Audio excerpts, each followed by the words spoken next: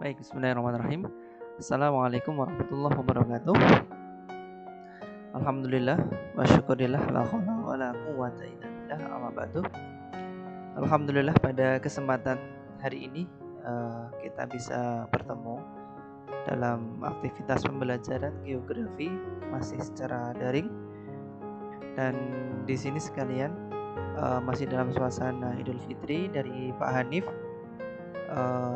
Mengucapkan selamat Idul Fitri, mohon maaf lahir batin, mohon maaf atas segala khilafan selama bermuamalah, bertemu ataupun kekurangan-kekurangan yang pernah Pak Hanif sampaikan selama proses pembelajaran secara daring ini. Semoga nanti kita bisa melaksanakan aktif pembelajaran lebih baik lagi ke depannya. Oke. Hari ini Pak Hanif akan menjelaskan materi persiapan untuk penilaian akhir tahun yang insya Allah minggu depan sudah akan dilaksanakan. Nah, ini Pak Hanif sampaikan ada indikator-indikator soal yang Pak Hanif jadikan dasar sebagai penulisan soal penilaian akhir tahun. Nah, mohon dicermati nanti agar semuanya bisa mendapatkan nilai terbaiknya. Baik, nomor 1, nanti kalian akan disajikan 5 pernyataan. Kalian harus menentukan jenis sumber data kependudukan. Nah, sumber data kependudukan yang ada itu perlu kalian ketahui apa kira-kira. Kita bisa mencari data kependudukan yang pertama melalui 1, bisa dari sensus, ya. Yang kedua survei, yang ketiga ada registrasi. Nanti carilah yang itu biasanya sumber data kependudukan. Yang nomor 1, soal mudah nanti. Kalian milih nanti mana di antara pernyataan yang sesuai. Nomor 2, siswa dapat membedakan jenis sensus penduduk. Nah, perlu Pak Hanif ingatkan kembali, sensus penduduk ada 2 macam. Yang pertama ada de jure, sama yang kedua ada de facto. Kalau de jure itu sesuai dengan KTP masing-masing atau sesuai dengan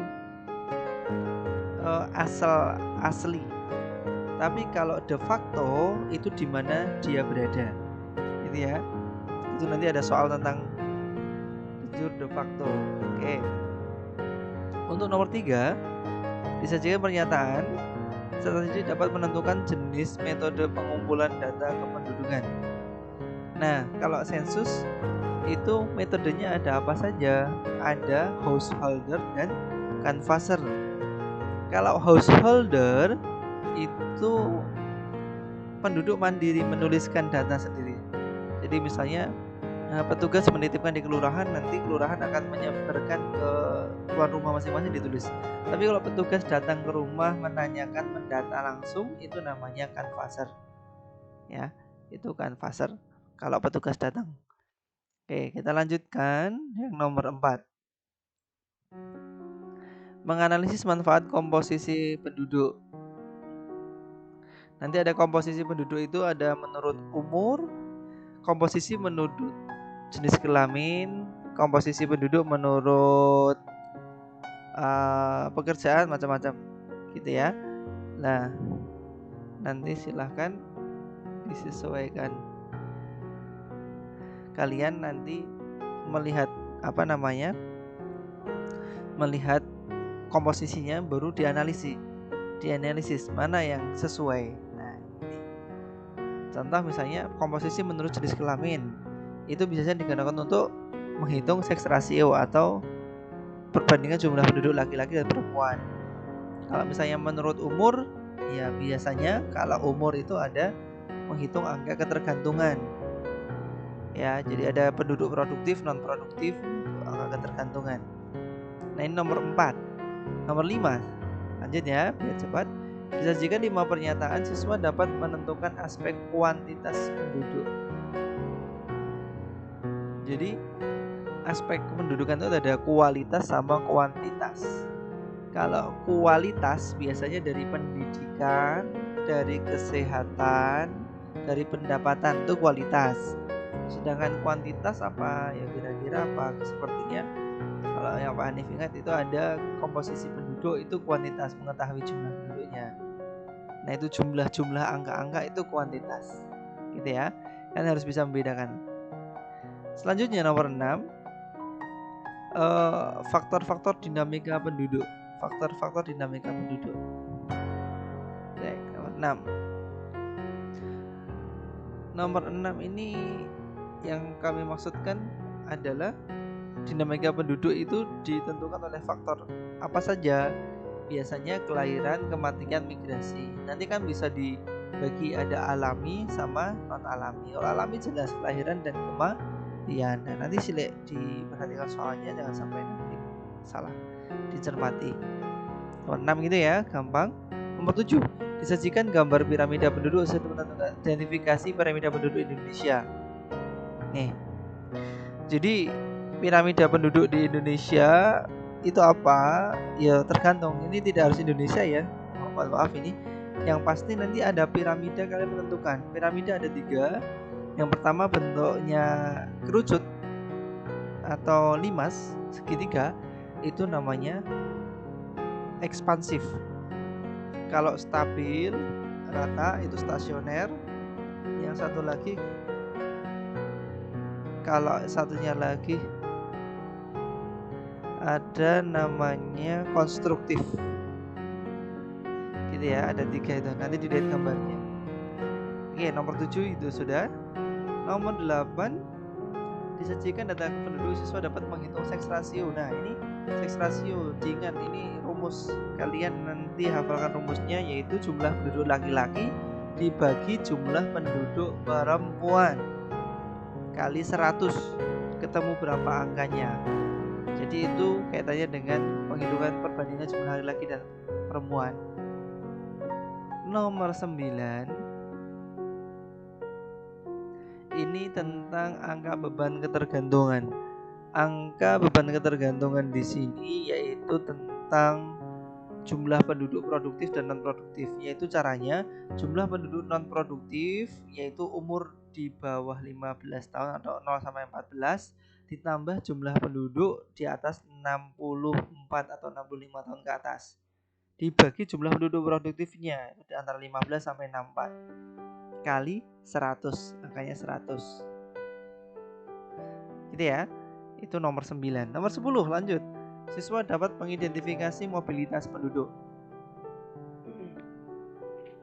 Mobilitas penduduk itu kaitannya dengan migrasi, gitu ya. Pergerakan penduduk. Ini nomor 10 yaitu disajikan nanti suatu fenomena, gitu kan, pergerakan penduduk. Nanti kalian menentukan ya, bisa ada nanti transmigrasi, urbanisasi, imigrasi, emigrasi, evakuasi, atau yang lain, komuter. Itu nanti dilihat dari pernyataannya disajikan di dalam soal. Nomor 11, jenis-jenis transmigrasi. Ada nanti transmigrasi spontan, transmigrasi bedol desa, transmigrasi swakarya. Tolong nanti itu dipelajari. Insya Allah ada keluar satu soal. Selanjutnya nomor 12, disajikan pernyataan siswa dapat menganalisis kualitas penduduk.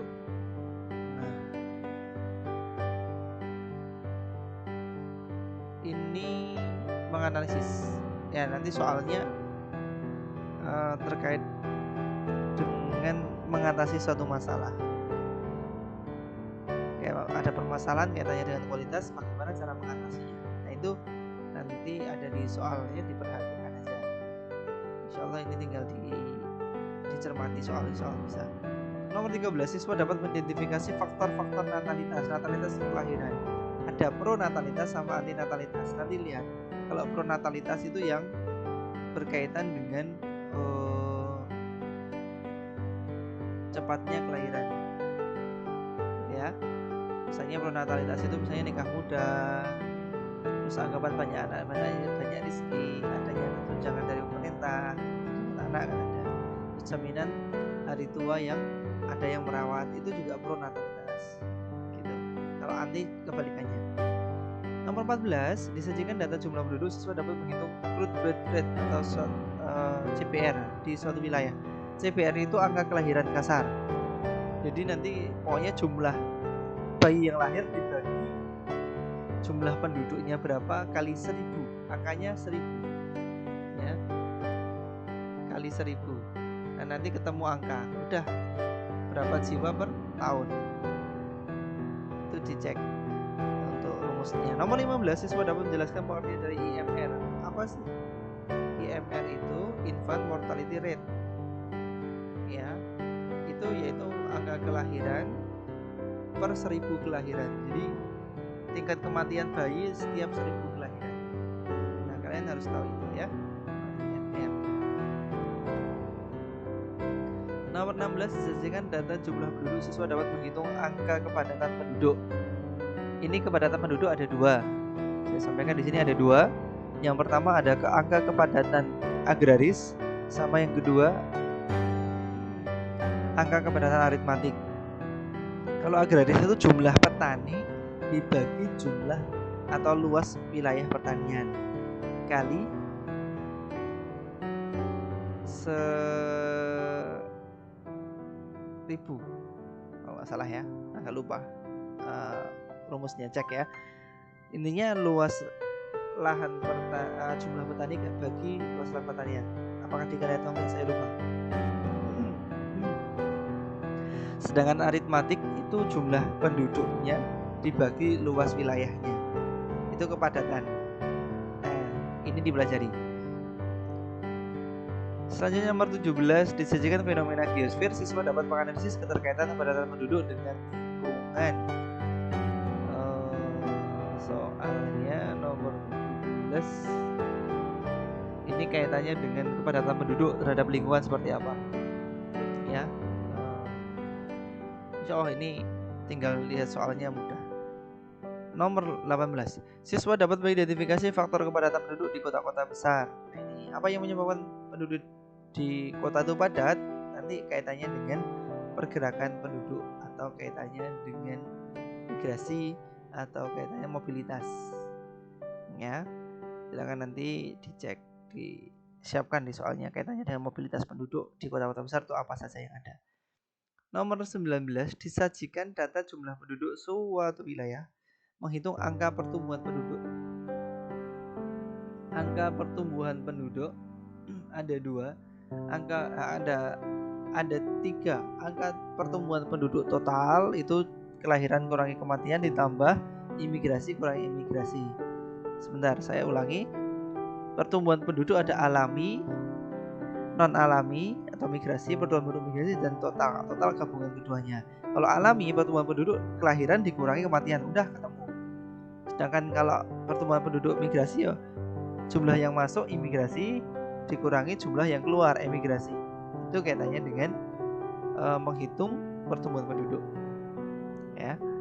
Oke, nomor 20, disajikan informasi, siswa dapat menyebutkan ciri utama bonus demografi. Apa sih bonus demografi? Nah, silakan nanti itu kalian pahami. Insya Allah tidak begitu sulit ya. Artinya bahwa bonus demografi itu jumlah penduduk usia produktifnya itu lebih banyak daripada yang non produktif. Itu bonus demografi. Lanjut, nomor 21, disajikan suatu pernyataan, siswa dapat menganalisis permasalahan penduduk di Indonesia. Apa sih masalah penduduk di Indonesia? Di antaranya ya perlu kami sampaikan, ya ada penyebaran penduduk yang tidak merata, angka pengangguran yang tinggi, terus ledakan penduduk ya, kita kan daerahnya tinggi. Nah, itu masalah-masalah yang ada di Indonesia di antaranya. Nah, silakan nanti pernyataan-pernyataan kalian amati, cermati. Nomor 22, ini sudah beda bab, yaitu masuk tentang kebudayaan. Ya, yang pertama adalah unsur-unsur kebudayaan. Biasanya unsur kebudayaan itu yang ada bahasa ya, bahasa masuk unsur kebudayaan, ada religi juga masuk, kesenian yang unsur kebudayaan gitu ya, bisa, atau yang lainnya. So, nanti ada pernyataan, kalian memilih mana yang masuk di dalam unsurnya. Silahkan nanti dicek di materi yang pernah Pak Anies sampaikan, ada unsur kebudayaan. Nomor 23, siswa dapat menentukan faktor non-fisik yang berpengaruh kaitannya dengan keanekaragaman. Nah, keanekaragaman hayati itu ada faktor fisik sama non-fisik. Misalnya iklim atau tempat tinggal atau daerah pegunungan, pantai itu kan mempengaruhi kebudayaan. Itu fisik, faktor fisik. Kalau non-fisik itu biasanya selain itu ada adat, agama, kebiasaan, itu non-fisik. Bisa dipahami ya, antara fisik dan non-fisik. Nanti kita cek, ya bisa dicek di soal. Nomor 24, siswa dapat menentukan arti perpaduan antara dua budaya, akulturasi, gitu ya. Nah, pelajari tentang akulturasi. Nomor 25, siswa dapat menganalisis hubungan antara budaya lokal dan budaya nasional, yaitu sinkronisasi budaya lokal dan nasional itu seperti apa. Nomor 26, tujuan dari budaya nasional. Apa tujuannya? Tujuan budaya nasional itu untuk mempersatukan atau mempersatu bangsa ya, karena budaya banyak, maka budaya lokal-lokal itu akan menjadi budaya nasional yang menjadi satu, akhirnya bisa menyatukan menjadi satu satuan NKRI. Ini tujuan dari budaya nasional. Nomor 27, siswa dapat menentukan aktivitas budaya lokal. Nanti di sana ada pernyataan mana yang aktivitasnya budaya lokal ya, nanti dicermati pernyataannya. Jelas, misalnya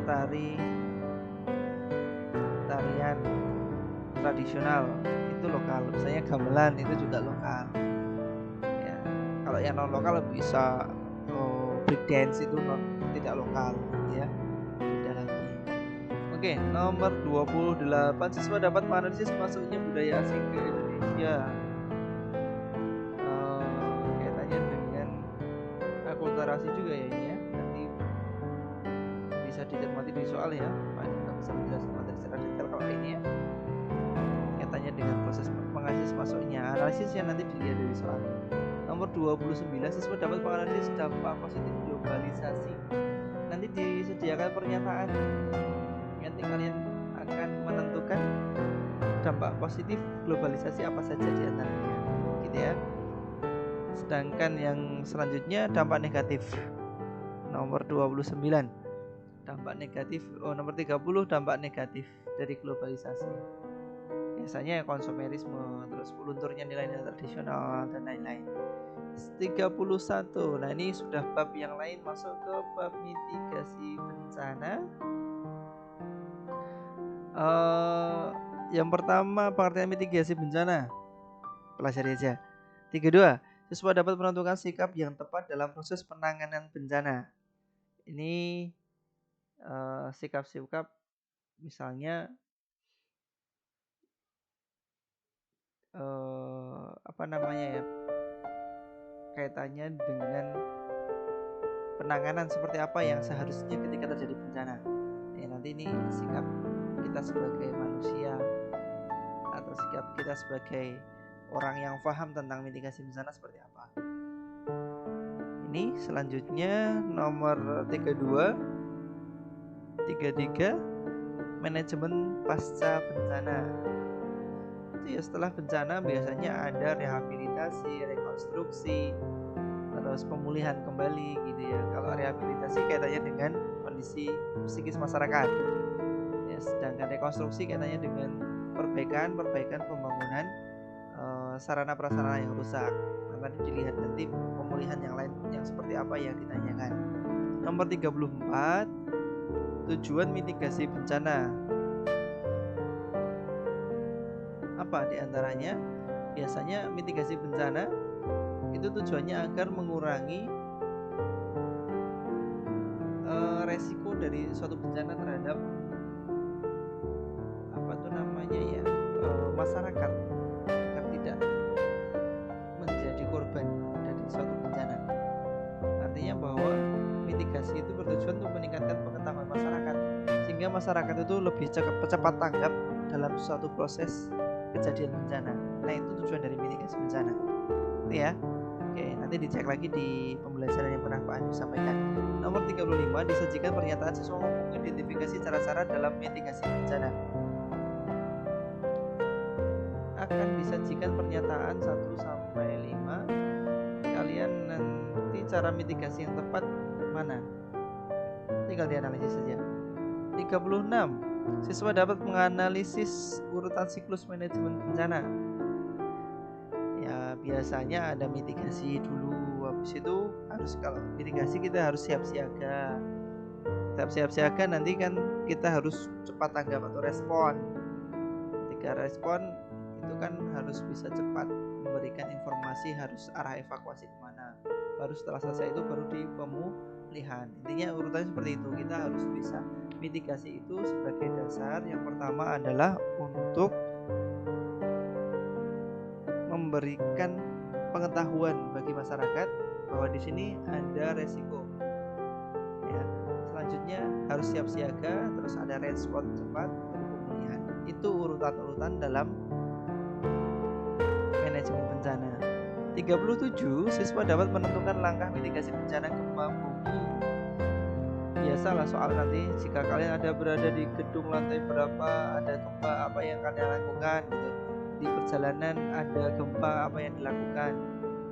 Itu kaitannya dengan langkah mitigasi. Ini di logika saja. 38. Disajikan pernyataan tentang kondisi saat bencana gempa bumi. Siswa mampu menentukan langkah yang tepat. Ini juga tentang gempa bumi. Ya, apa yang harus dilakukan. Nanti soalnya kaitannya dengan kondisional, misalnya ada di lantai 3 atau di perjalanan atau di kelas apa yang dilakukan. Nomor 39. Siswa dapat menentukan langkah mitigasi bencana tsunami. Insya Allah bisa ya, beralih ke tempat yang tinggi, biasanya kayak gitu. 40. Disajikan contoh bencana. Siswa dapat mengklasifikasikan jenis bencana berdasarkan kriteria tertentu. Nomor 40 ini nanti jenis-jenis bencana. Nanti akan disediakan 6 pernyataan. Yang mana yang bencana alam, oleh alam atau oleh manusia. Nanti kalian menentukan, mengidentifikasi. Oke, 40. Masih ada 5 soal lagi. Kita cek 41. Siswa dapat mengidentifikasi sebaran wilayah rawan bencana. Itu di Indonesia. Rawan bencananya biasanya gempa bumi dan tsunami dan banjir. Tiga hal itu, dan kalian harus mengidentifikasi di Indonesia itu mana yang rawan gempa, mana yang aman, mana yang rawan tsunami, mana yang aman. Coba nanti dicek ya. Kalau secara umum di Indonesia itu dari seluruh pulau yang tidak pernah terjadi gempa, jarang sekali terjadi gempa itu Kalimantan ya. Kalimantan. Tsunami pun ya jarang. Kalau banjir ya Kalimantan juga pernah banjir. Jakarta banjir gitu. Nah, tinggal nanti jenis bencananya apa. Nomor 42. Disajikan ciri-ciri gejala gunung api, mendeteksi status gunung api. Nah, status gunung api kalian harus tahu. Yang pertama itu normal. Normal itu tidak ada aktivitas. Yang kedua ada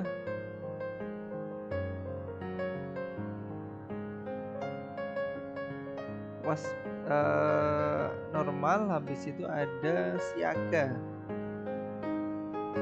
Ya, setelah siaga, sebelum siaga ada waspada ya.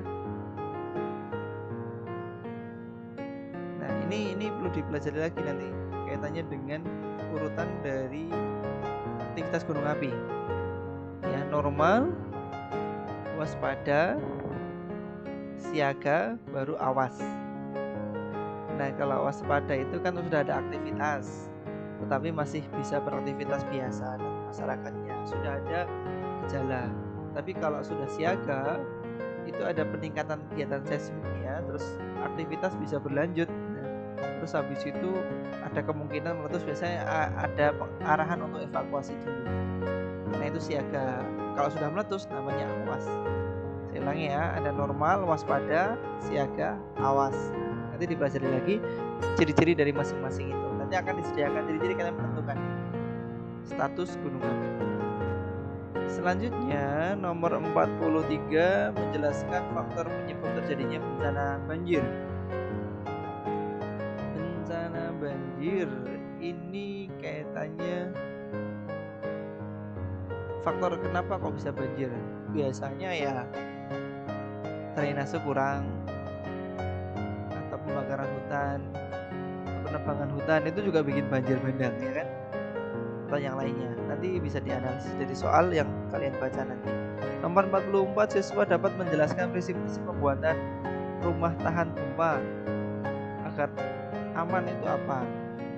Ya, diantaranya yang perlu kalian tahu, orang Jawa itu membuat rumah pakai kayu yang kakinya itu saling terkait antara satu dengan yang lain, itu tahan gempa juga. Ya, rumah panggung itu juga tahan gempa. Terus bahannya juga yang ringan, ya, ringan itu juga tahan gempa. Ya. Kalau pondasi-pondasi yang kaitannya dengan batu bata itu kurang tahan gempa sebenarnya. Kalau tahan gempa itu sebenarnya pakai kayu, gitu ya. Oke, itu rumah tahan gempa. Nomor 45 yang terakhir yaitu tentang hubungan kearifan lokal dan bencana alam. Ya, kalian harus tahu apa itu kearifan lokal, kenapa itu baik. Kalian tahu kearifan lokal itu timbul di masyarakat, biasanya digunakan untuk melestarikan alam. Nah, ini kaitannya dengan kearifan lokal. Nah, ini materi yang harus kalian pelajari dari dari persiapan ini. Insya Allah apa yang Pak Hanif jelaskan hari ini sudah cukup jelas. Kalau kurang jelas nanti bisa ditanyakan lewat WA. Dan 45 soal ini pilihan ganda semua, dan yang Pak Hanif pilihkan soalnya insya Allah tidak terlalu membingungkan. Dan semoga kalau kalian benar-benar serius mempelajari materi ini, nilai 90 ke atas bisa didapat insya Allah ya. Ini udah jelas. Semoga dimudahkan untuk kalian semuanya dalam proses pembelajaran jarak jauh, dan PAT-nya juga jarak jauh. Sangat berharap Pak Hanif kalian ini jujur dalam mengerjakan soal, benar-benar dari apa yang kalian pahami dan diusahakan secara maksimal. Kisi-kisi sudah saya sampaikan, tak jelaskan. Dan ketika kurang jelas saya berikan kesempatan untuk pertanyaan lewat WA, nggak apa-apa. Nah, ini nanti bisa dijadikan sebagai persiapan sebelum pelaksanaan ujian. Bismillah, PAT menanti kalian siapkan secara maksimal. Pertemuan ini saya cukupkan, semoga bermanfaat. Saya akhiri, wassalamualaikum warahmatullahi wabarakatuh.